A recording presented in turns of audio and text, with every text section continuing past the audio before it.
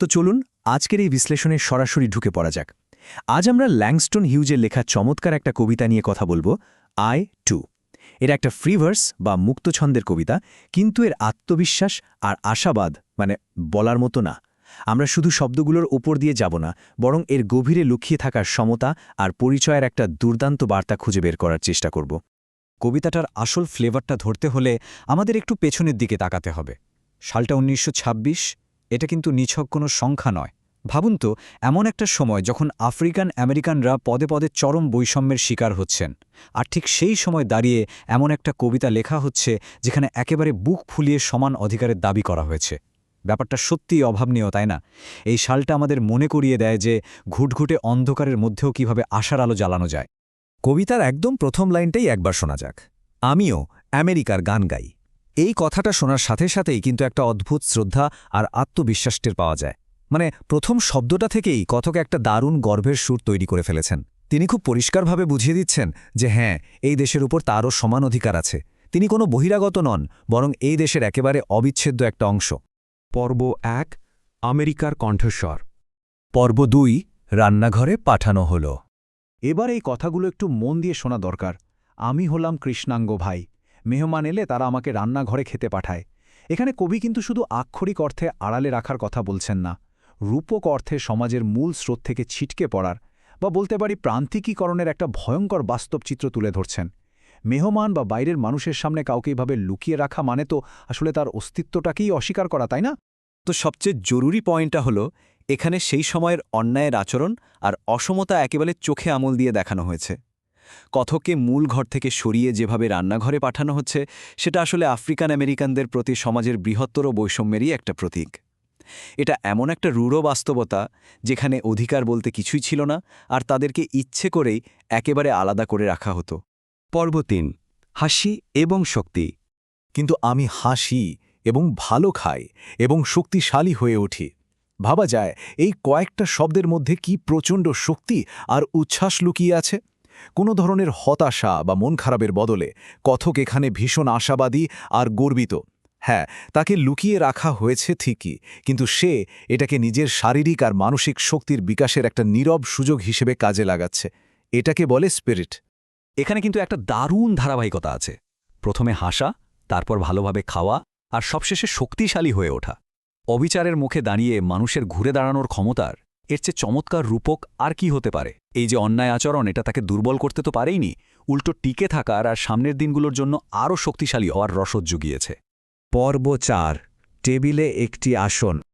আচ্ছা, এখানকার সবচেয়ে ইন্টারেস্টিং ব্যাপারটা হলো বর্তমানের এই নিপীড়ন আর ভবিষ্যতের একীভূত হওয়ার স্বপ্নের মধ্যে একটা বিশাল পার্থক্য আছে। একদিকে রয়েছে আজকের অন্ধকার বাস্তবতা, যেখানে মানুষকে রান্নাঘরে লুকিয়ে রাখা হয়, আর অন্যদিকে রয়েছে আগামীকালের এক উজ্জ্বল সম্ভাবনা, যেখানে সবার সাথে এক টেবিলে সমমর্যাদায় বসার অধিকার প্রতিষ্ঠিত হবে। আগামীকাল মেহমান এলে আমি টেবিলেই থাকব। এখানে এই আগামীকাল শব্দটার মধ্যে যে পরম একটা নিশ্চয়তা আছে, সেটা খেয়াল করার মতো। কবির একেবারে দৃঢ় বিশ্বাস, বর্ণবাদ একদিন শেষ হবেই, শান্তি আসবে, ন্যায্যতা প্রতিষ্ঠিত হবে। এটা কোনো ভাষা আশা নয়, বরং একটা সুনিশ্চিত দাবি যে একদিন এই বৈষম্যের দেয়াল চুরমার হয়ে যাবে। এ জায়গায় সাহস শব্দটা একটু আলাদা করে দেখা দরকার। তখন কেউ আমাকে বলার সাহস পাবে না। এই কথার মধ্য দিয়ে কথক তার ভবিষ্যতের সমতা অর্জনের ব্যাপারে যে গভীর আত্মবিশ্বাস দেখাচ্ছেন, তা এক কথায় অসাধারণ। এটা শুধু অধিকার পাওয়ার ব্যাপার নয়, এটা হলো ক্ষমতার একটা সম্পূর্ণ পালাবদল। এমন একটা সময় আসবে যখন নিপীড়করা আর কাউকে এভাবে নিচু করে দেখার ক্ষমতাটুকুও রাখবে না।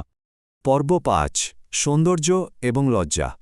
এই লাইনগুলো কিন্তু শুধু এক টেবিলে বসা বা সমাজে জায়গা পাওয়ার কথা বলে না, এটা একটা নৈতিক বিজয়েরও ঘোষণা দেয়। তারা দেখবে আমি কতটা সুন্দর এবং লজ্জিত হবে। এর মানে হলো যারা নিপীড়ন করেছে তারা শেষ পর্যন্ত নিজেদের ভুল বুঝতে বাধ্য হবে। তারা ঠিকই বুঝবে যে এতদিন যাকে আড়াল করে রেখেছিল তার ভেতরেও এক অপরিসীম সৌন্দর্য আর মানবিকতা লুকিয়ে আছে।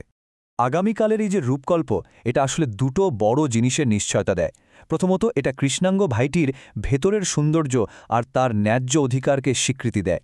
আর দ্বিতীয়ত, অতীতের সমস্ত অন্যায়ের জন্য একটা চূড়ান্ত হিসাব নিকাশ বা অনুশোচনার পরিস্থিতি তৈরি করে। মানে এই চরম সত্যের মুখোমুখি একদিন হতেই হবে, এখান থেকে পালানোর কোনো পথ নেই।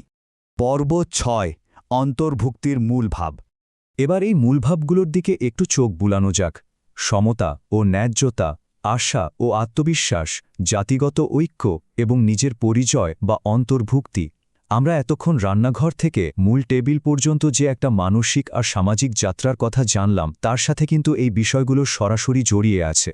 এই প্রত্যেকটা কনসেপ্টই ল্যাংস্টন হিউজের এই বর্ণনামূলক যাত্রার এক একটা ভীষণ শক্তিশালী স্তম্ভ। কবিতার এই চমৎকার বিবর্তন বা ট্রান্সফরমেশনটা একবার দেখুন।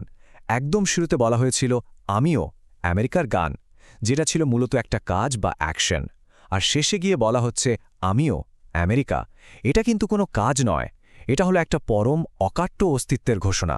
গান গাওয়া থেকে সরাসরি একটা দেশের মূল সত্তায় পরিণত হওয়া, এই রূপান্তরটা অবিশ্বাস্য রকমের শক্তিশালী, তাই না? আমিও আমেরিকা কবিতার এই শেষ লাইনটা সর্বোচ্চ গর্ব আর ইম্প্যাক্ট নিয়ে আমাদের অনুধাবন করতে হবে। এটা স্রেফ একটা বাক্য নয়, এটা অন্তর্ভুক্তি আর নিজস্ব পরিচয়ের পুরো আখ্যানটাকে একসাথে দারুণভাবে গেঁথে ফেলেছে। এই একটা লাইনেই চিরতরে প্রমাণ হয়ে যায় যে কোনো ধরনের বৈষম্য বা আড়াল করার চেষ্টায় এই আত্মপরিচয়কে কখনো মুছে ফেলতে পারবে না। আমাদের আজকের এই আলোচনার একেবারে শেষ পর্যায়ে এসে একটা খুব গভীর আর ভাবনার মতো প্রশ্ন সবার সামনে রেখে যেতে চাই। আমেরিকা বা যে কোনো জাতিই হোক না কেন, আসলে হওয়ার মানে কি? সত্যিকার সমতা, ন্যায্যতা আর সব মানুষের অন্তর্ভুক্তি ছাড়া কি কোনো দেশের সম্পূর্ণ অস্তিত্ব সম্ভব?